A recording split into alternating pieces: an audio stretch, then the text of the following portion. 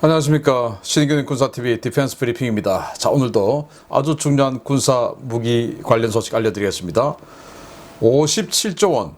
야, 이거 너무 대단한 단위라서 제가 이게 실화냐? 라는 생각이 들 정도인데요.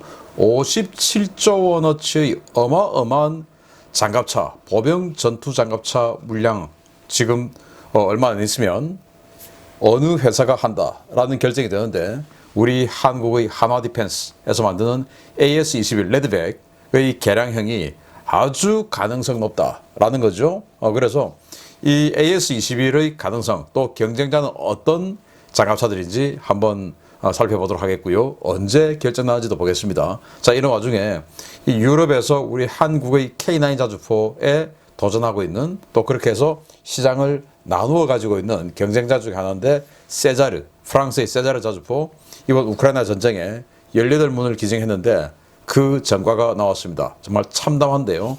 한번 보도록 하겠습니다. 역시 K9이 짱이다 라는 생각이 드는데요. 자, 신인균의 군사TV 구독, 알림, 좋아요 눌러주십시오. 먼저 5가지 단신을 보겠습니다. 푸틴 러시아 대통령이 보레이 A급 전략원잠 등 군함 취역식을 주관했는데 이게 좀 뭔가 모양새가 상당히 빠지는 그래서 조금 이 푸틴이 위험하다라는 비난을 받게 되는 내용도 있습니다. 자, 여기에서부터 영국이 4세대 AJAX 정찰 장갑차 결함을 아직도 해결하지 못했는데 이게 제가 좀 이따가 알려드릴 미국의 4세대 장갑차 전투장갑차의 사회도 이 장갑차가 들어와 있기 때문에 우리 한국이 경쟁자죠. 한번 보도록 하겠습니다. 첫 번째입니다. 당장 전투에 투입할 전차와 자주포 생산도 버거워하고 있는 러시아가 전략원잠과 초계함 만들 여력은 되는가 봅니다. 블라디미르 푸틴 러시아 대통령이 보레이 A급 전략원잠 2척을 비롯해 초계함과 소해함 취역식을 화상으로 주재하고 강력한 군사 대비태세를 주문했다는 소식입니다. 미 해병대도 아직까지 반신반의하고 있는 신형 상륙 돌격 장갑차 ACV의 첫 번째 해외 구매 국가가 등장했습니다. 스페인 해병대가 기존 AAV-7A1 장갑차를 대체하는 차세대 상륙 돌격 장갑차로 ACV를 선정하고 최소 34대의 ACV 차량을 구매하기로 결정했습니다. 튀르키예가 기존 HK416 시리즈를 능가하는 세계 최고 성능의 개인 방어 화기를 개발했다고 주장해 관심이 쏠리고 있습니다. 5.56mm 나토탄을 사용하는 이 강력한 총기는 비슷한 총열 길이를 가진 다른 카빈형 소총보다 유효 사거리가 100m 이상 길고 반동이 거의 없어 개머리판을 접은 상태에서도 사격이 가능하다고 하는데 스펙만 놓고 보자면 세계 최고 수준인 KNG C5 과연 시장에서 성공할지 한번 지켜봐야겠습니다. 러시아가 지난주 4대의 수호이-57 전투기를 신규 인수했다고 밝혔습니다. 이번 4대 인수로 러시아 공군 수호이-57의 총 수량은 22대가 됐는데 연평균 생산량이 4대를 넘어가지 못하는 상황에서 오는 2028년까지 76대의 수호이-57을 보유하겠다는 러시아의 선언, 과연 현실이 될 수 있을지 모르겠습니다. 영국이 589대를 도입할 예정인 차세대 AJAX 정찰 장갑차가 1월부터 야전 부대 평가를 시작할 예정이라는 소식입니다. 전투 적합 판정을 받지 못했음에도 업체의 강력한 로비로 일단 26대를 영국군에 납품하는 데는 성공했는데요. 탑승자가 부상을 입을 정도로 심한 진동과 동력 계통 결함 문제가 해결되지 않아 이번 야전 부대 평가 결과가 AJAX 프로그램 강제 종료로 이어질 수 있다는 관측이 나오고 있습니다. 자, 푸틴 대통령이 화상으로 지금 뭔가를 보고 있습니다. 그래서 이 모니터를 보니까 잠수함도 있고요. 잠수함의 뒷부분도 보이고 뭐 이러고 있네요. 즉 잠수함의 취역식, 진수식 뭐 이런 것들인데 이게 이제 보레이 A급 전략원잠입니다. 이 엄청난 전략자산의 취역식과 진수식을 주관하는데 이렇게 화상으로 비대면으로 여러분들 열심히 잘 해라 라고 지금 하니까 이게 이제 푸틴 러시아 대통령의 건강 문제가 도마에 오른 거예요. 원래 이럴 때는 딱 가가지고 완전히 마초적인 이런 모습 보여주면서 이렇게 했어야 되는데 이 건강 문제 아니냐, 추워서 못 가는 거 아니냐 라는 거죠. 그래서 이게 이제 12월 29일, 30일 춥긴 추울 때인데 그 양일에 걸쳐서 보레이 A급 전략원잠을 하나씩 지금 행사를 했는데 현장에는 못 갔다. 이것 때문에 이제 푸틴의 건강설. 그래서 제가 국방TV의 시큐리티 뉴스에서도 알려드렸지만 푸틴이 올해 실각할 가능성이 높다라는 분석이 나오는 이유 중에 하나입니다. 자, ACV 그러니까 AV7 우리 한국도 지금 해병대들이 AV7 1사단, 해병대 1사단, 해병대 2사단이 각각 82대씩 이렇게 운영을 하고 있죠. 그런데 우리는 삼성 테크윈 지금 한화로 바뀌었지만 삼성 테크윈에서 라이센스 생산을 했고 그런데 우리도 지금 노후화가 되고 있는 중이고 스페인도 마찬가지로 그 AV7을 쓰고 있죠. 그런데 노후화됐으니까 차세대로 바꿔야 되는데 스페인이 미국의 ACV 이걸 이제 사기로 했다라는 거예요. 그래서 이 ACV는 미국이 AV7의 후속으로 EFV라는 걸 하려고 하다가 개발비가 너무 많이 들어서 속도가 너무 빠르니까 그렇게 해서 그 포기하고 8륜형, 4륜형 장갑차로 만들어서 이 ACV를 하는데 미국도 지금 이게 뭐 침몰하고 동력계통이 이상 생기고 해가지고 아직 이게 뭐 성공할 거냐 말 거냐 긴가민가 하고 있는 상황에서 스페인이 먼저 덥석 물었는데 어떻게 될지 모르겠어요. 참고로 AV7 같은 경우는 수상 주행 속도가 시속 킬로미터 속도로는 시속 13km 그리고 이 ACV 같은 경우는 시속 22km가 목표인데 대단히 빠르죠. 그런데 그 22km를 구현하기가 상당히 힘들다라는 내용이고 그리고 EFV 같은 경우는 시속 46km가 목표였어요. 엄청나게 빠르게 이제 주행을 해서 해안에 이제 상륙을 하는 건데 그러다 보니까 너무 가격이 비싸서 포기를 했죠. 그리고 우리 한국도 자체적으로 지금 차기 상륙 장갑차를 개발하고 있는데 시속이 20km가 목표입니다. 미국은 속도와 개발비를 줄이기 위해서 차륜형으로 바꿨지만 우리는 이제 궤도형 그대로 유지를 하면서 20km. 그런데 그게 굉장히 힘들다. 그래서 좀 어렵지 않냐 이런 이야기도 나오는데 속도에 너무 치중한 것보다 뭔가 그 방어력 뭐 이런 것들도 좀 염두에 두면서 속도를 한 1, 2km 떨어뜨리더라도 실현 가능성이 높은 뭐 이런 쪽으로 우리도 개발해 주기 바라고 미국이 차륜형 장갑차 우리 한국의 상륙 장갑차는 궤도형 장갑차 이렇게 지금 완전히 갈렸으니까 미국의 장갑차하고 상륙 장갑차하고 앞으로 좀 세계에서 뭔가 경쟁을 할 수도 있는 이런 모양새가 갖춰지겠습니다. 기대해 보겠습니다. 자, 튀르키예가 이 총을 개발하고는 PDW라고 이야기를 했어요. Personal Defense Weapon. 그러니까 개인 방어하기. 돌격 소총이 아니고. 근데 5.56mm 나토탄을 쓰면서 돌격 소총이 아니다. 주로 이 PDW는 9mm 권총탄을 쓰는 그 기관 단총들, 뭐 MP5, MP7 이런 거 가지고 이제 PDW라고 하는데 이건 5.56mm 나토탄 쓰면서 PDW다 라고 하면서 아주 좋다라고 선전하는데 그러면서 인도네시아가 또 이걸 또 샀대요. 인도네시아 참 희한한데 아무튼 이 총이 앞으로 어떻게 인정을 받을지 지켜보도록 하겠습니다. 자, 러시아의 스텔스 전투기 수-57 2019년부터 양산을 했는데 지금까지 22대 전력화됐는데 작년 2022년에 1년 내내 동안 4대 인수했다라는 거예요. 그런데 4년 동안 이렇게 3년 동안 22대 그런데 앞으로 5년 동안 무려 50여 대를 더 만들어서 76대를 만든다고 하는데 과연 될까? 지금 계속 제재가 들어오는데 될까? 라는 생각이 드네요. 자, AJAX 이야기 좀 해야 되겠습니다. 이 영국은 보병 전투 장갑차 그리고 정찰 장갑차 장갑차를 이제 두 가지 유형으로 운영하는데 또 보병 수송 장갑차도 있죠. 그런데 여기는 정찰 장갑차는 뭐냐? 뒤에 하차 보병이 안 타요. 그냥 이 운용 요원들만 타고 여기 탐지 장비 이런 거 가지고 이제 적이 있는지 없는지 정찰하고 혹시나 있으면 여기 30mm 포로 쏘고 또 여기에 이제 대전차 미사일 다량 탑재해가지고 대전차 미사일 가지고 대전차 교전도 하고 뭐 이런 장갑차인데 이걸 이제 영국은 독특하게도 많이 운영해요.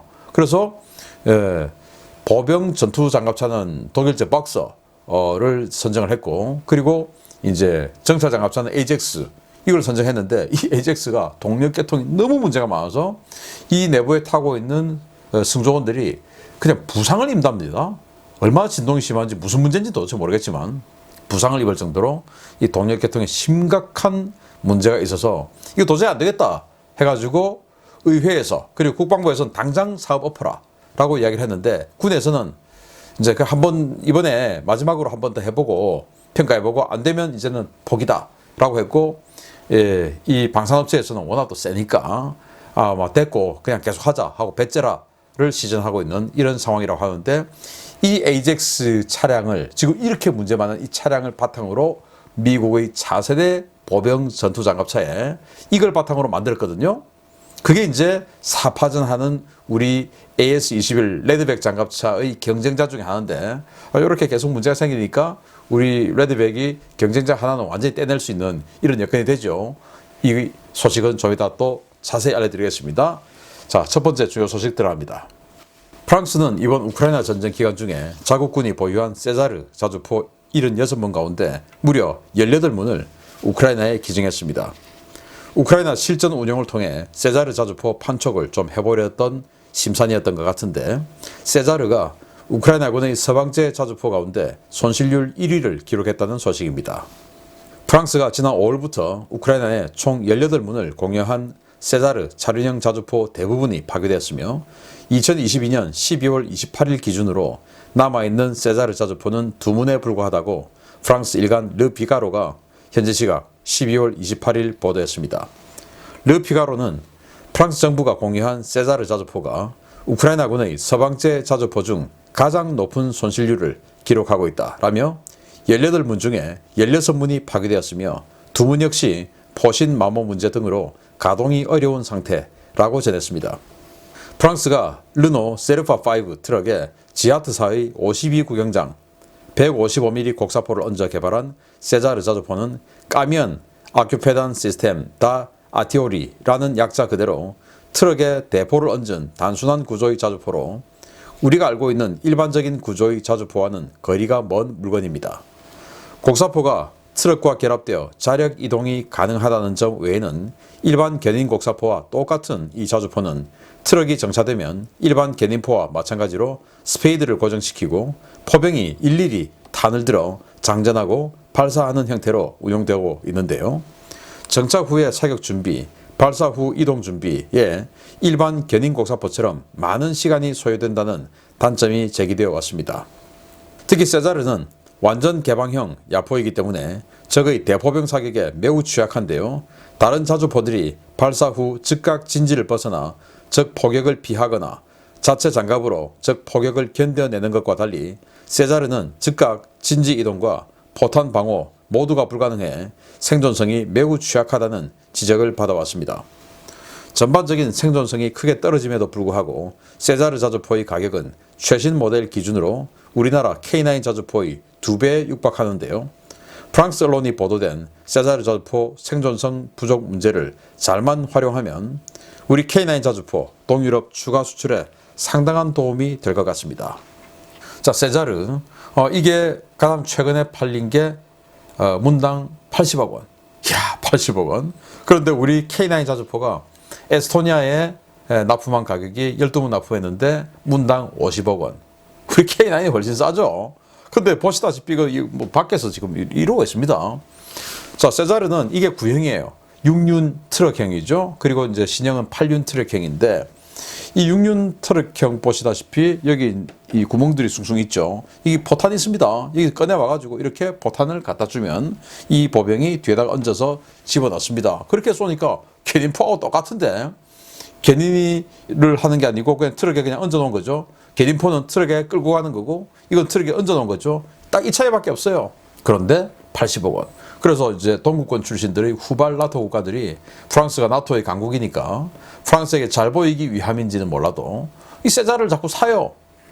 그런데 이걸 왜 사냐 도대체? 라는 생각이 들었는데 자, 이제 신형을 만들었습니다. 8륜형이죠. 8륜형. 그래서 자기네들은 완전 자동화됐다라고 선전하지만 역시나 옆에서 포탄을 끄집어 내려와가지고 여기다가 얹으면 이제 여기서는 이렇게 장전을 해주는데 원래 구형은 내부까지 집어넣는 걸 포병이 하는데 여기는 이제 여기까지 포탄을 가져와가지고 사람이 가져와서 여기 얹는 거 요거까지는 이제 사람이 하고 여기서부터는 이제 기계가 하는 이런 방식이에요. 뭐 크게 뭐 발전된 것 없죠. 자, 그래서 트럭이 딱 서면 이렇게 스페이드를 왕창 박아야 돼요. 이 반동을 견뎌야 되니까 신형도 스페이드 있죠. 그리고는 뭐 방열하는데 엄청 오래 걸리고 또 사격하고 이탈하는데도 이런 거 다 또 정리하고 또 가야 되니까 오래 걸리죠. 그러다 보니까 적의 러시아군의 대포병 사격 맞고는 깨지고 또 요즘 이제 샤히드 136 이란 제 자폭 드론 그게 또 맞아서 깨진 동영상 많이 공개됐어요. 그래서 생존성이 아주 취약하다. 그런데 우리 한국군의 K9 자주포 그리고 우리 K9 자주포와 협업한 폴란드의 크랩 자주포 물론 크랩 자주포도 깨졌습니다. 그렇지만은 한 개 대대 분량 이상이 들어가 가지고 아직까지 한 3문 이 정도밖에 안 깨졌다라고 하는 것은 대단히 생존성이 우수하죠. 근데 여기는 한 개 대대가 들어와 가지고 16문 2문 빼고는 다 깨졌다. 그리고 2문도 고장나서 못 쓴다 라는 거니까 이거 잘 활용하면 그래 맞아 저거 왜 쓰냐 한국제 K9 그게 짱이지 라는 것을 완전히 그냥 유럽에 여론을 퍼뜨릴 수 있을 것 같습니다. 아니 이걸 왜 80억 주고 삽니까? 우리 K9 50억 주고 사지. 이상한 사람들이에요. 자 이런 상황 중에서 57조 원짜리 사업이 이제 오픈되겠습니다. 보겠습니다. 2022년이 K방산의 5대양 6대주 교두보 확장의 원년이었다면 23년은 세계 최정상 방산 대국으로 지위를 굳히는 한 해가 될 것 같습니다. 그 여부를 판가름지을 미 육군 차세대 보병 전투장갑차 도입 사업의 윤곽이 이르면 올해 1분기 중에 결정된다는 소식입니다. 미국이 최근 우크라이나에 M2 브래들리 보병 전투장갑차 공급을 준비하면서 차세대 보병 전투장갑차 사업 일정 조정에 대한 압박이 거세지고 있으며 이에 따라 올해 1분기 늦어도 2분기 중에는 현재 경합 중인 후보들 가운데 최종 승자가 누군지 발표될 것이라고 복수의 방산 전문지들이 12월 31일 보도했습니다. 아미 리코그네이션 등 방산 전문지들은 미 육군의 선택적 유인 전투 차량 옵셔널리 맨드 파이팅 비클 OMFV 사업의 승자가 2023년 1분기 또는 2분기 중에 결정될 것이라며 브래들리 장갑차 우크라이나 공여 이슈가 불거지면서 대체 물량 조기 확보를 위해 사업 일정이 당겨질 가능성이 있다고 보도했습니다. 미 육군이 보유하고 있는 약 6천여 대의 브래들리 계열 장갑차 가운데 약 3,800여 대를 대체하는 OMFV 사업은 예산 규모만 최소 450억 달러, 한화 56조 8천억 원에 달하는 초대형 프로그램인데요. 사업 규모가 워낙 큰 만큼 각국의 대형 방산 메이커들이 사활을 걸고 도전장을 던졌습니다. 주 계약자가 미국 업체여야 하는 현행법상 우리나라의 한화 디펜스는 미국 최대의 군용 차량 생산 업체인 오시코시와 컨소시엄을 구성하고 AS-21 레드백을 기반으로 한 개량형 모델을 제안하고 있는데요. 레드백은 세계적인 규모와 명성을 자랑하는 다른 세계 경쟁사들과 치열한 경쟁을 벌이고 있습니다. 글로벌 방산 공룡인 BAE 시스템즈는 유럽에서 베스트셀러로 이름 높은 CV90을 기반으로 한 개량형 장갑차를 제안했는데요. 이 장갑차는 35mm 또는 50mm 주포를 선택할 수 있고 이스라엘제 아이언 피스트 능동 방어장치 시스템과 모듈형 증가 장갑을 갖추고 있습니다. 미국 굴지의 방산기업인 제너럴 다이나믹스 랜드 시스템즈는 최근 논란이 있었던 영국 에이젝스 정찰 장갑차 차체를 바탕으로 그리핀 3라는 모델을 제안했고 미국 레이시오는 독일 라인메탈과 손잡고 KF-41 링스 기반의 개량형 장갑차를 제안하고 있습니다. 현지 분위기는 오시코시 한화 컨소시엄의 레드백과 레이시온 라인메탈 컨소시엄의 링스 2파전 양상이 될 가능성이 높다는 평가가 많은데요. 지난해 11월 오시코시가 미 전투발전사령부와 차세대 장갑차용 무장 시스템 연구 계약을 수주하면서 레드백이 상대적으로 유리한 고지에 올라섰다는 평가도 나오고 있습니다. OMFV 사업은 미국 자체의 엄청난 물량도 물량이지만 미 육군 제식이라는 프리미엄을 얻을 수 있어 향후 제3국 수출에도 큰 도움이 될 것으로 기대를 모으고 있는데요. 부디 2023년 미국과 호주 차기장갑차 사업을 우리 레드백이 싹쓸이했다는 소식을 전해드릴 수 있게 되기를 기원하겠습니다. 야, 미국 브래들리 장갑차 이제 뭐 그 중에서 전투 부분이 있는 이 장갑차 3,800여 대를 대체하는 사업을 지금 하고 있고 물론 파생형 많죠. 그것까지 하면 더 많아질 텐데 일단 보병 전투 장갑차 이 부분만 해도 57조 원. 와, 정말 대단한데요. 그럼 경쟁자가 도대체 누구냐? 자, 여기 링스, 라이메탈에서 만든 링스인데 여기 이제 레이시온하고 협업을 해서 합니다. 레이시온하고 왜 하냐? 일단 주 계약자가 미국 업체라 해야 돼요. 그래서 우리도 오시코시하고 지금 하는 거고, 링스가 호주에서 지금 우리 레드백하고 2파전을 하고 있는 바로 그 모델이죠. 완전히 영원한 숙적이 앞으로 되게 생겼는데, 이게 지금 레드백의 강력한 경쟁자. 그리고 제너럴 다이나믹스 랜드 시스템스에서 만든 그리핀 3, 이건 이미 사업의 우선 협상 대상자로 선정되었다가 너무 성능이 안 따라주니까 이 사업이 엎어졌습니다. 그리고는 다시 해가지고 미 육군에서 우리 레드백하고 링스, 야 니들 보니까 호주 하는 거 보니까 괜찮더라. 이 처음 사업할 때는 우리 레드백이 없었어요. 그래서 우리 레드백에 니들도 좀 들어와라 해가지고 다시 하는 거예요. 그러니까 얘들은 안 되는 겁니다. 엎어졌으니까. 그리고 이제 이 OMFV, 여기 BAE에서 하는 이거는 뭐 딱 보면 뭐 그럴싸해 보이지만 이게 사실은 스웨덴에서 만든 CV90이죠. 그 CV90을 바탕으로 개량을 한 거예요. 자, 그러면 CV90은 뭐냐? 1980년대 냉전 시대 때 바탕으로 만든 거죠. 그래서 1990년도에 냉전 끝나는 시점에 데뷔한 그런 장갑차니까 개념이 30년 전 개념이에요.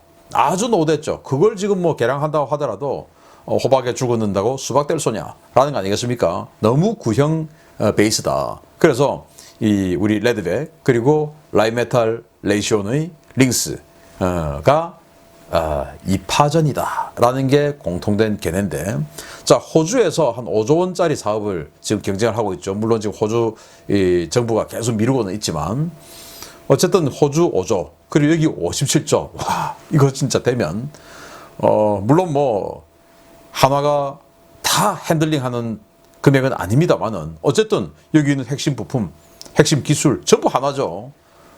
어마어마한 돈을 벌 수 있게 되고 또 미군의 제식 장비가 됐다. 이것은 뭐 정말 이 한화로서는 엄청난 프리미엄이 붙게 될 겁니다. 부디 올 상반기에 결정한다고 하는데 승리라는 소식을 여러분께 전해드릴 수 있게 되기를 기대하겠습니다. 링스 어떻게 좀 사고 좀 안 나나 모르겠습니다. 마치겠습니다. 감사합니다.